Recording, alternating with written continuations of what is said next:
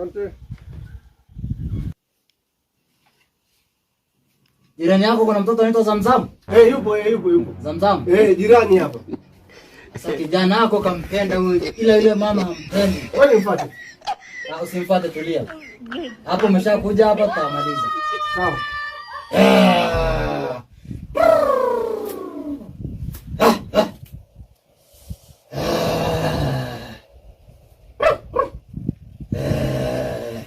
Hapa tatizo zote itaisha. Sawa.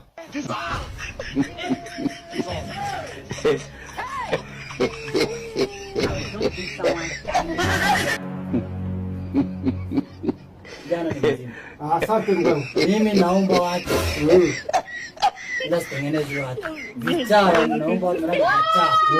Unakuja vichaa kwangu anapona. Huyu sio kwamba bangi ndio namvurugo, sio bangi. Huyu ni huyo mtoto Zamzamu ana maharibu. Huyo Zamzamu anampenda. Wewe sasa unatakaje kijana wako ampende Zamzamu? Yaani nimemtaka kijana wangu arudi katika hali yake. Arudi katika hali yake. Naam. Na huyu kijana inabidi Zamzamu au mke wake maana akampenda sana. Kwa hiyo tufanyaje? Huyu kwanza arudi katika hali yake, alafu hilo nitafuatia hapo baada ya mileni. Hilo litafuatia baada ya mileni. Huyu kuongea kwangu ni dakika 0, dakika 2 mbele. Dakika 2 ni mbali, sekunde. Asante. Sekunde. Wewe unataka aongee?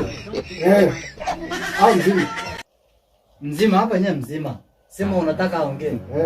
Angekuwa sio mzima hapa angekuja hapa. Wewe kwanza unaitwa nani?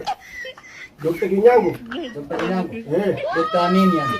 Dr. natibu pale mifugo. Ng'ombe.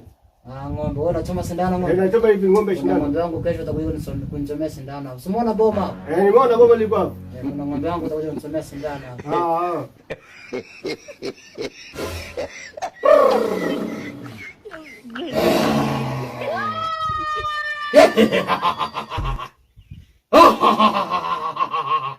Shikaraba.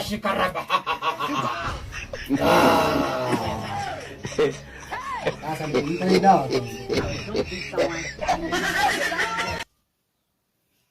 Kijana, habari za saizi? Salama kabisa mganga. Salama? Muona kijana wako ongea? Siamini kabisa. Ongea na babako, msalimie. Baba shikamoo. Marahaba mwanangu mzima. Au simama?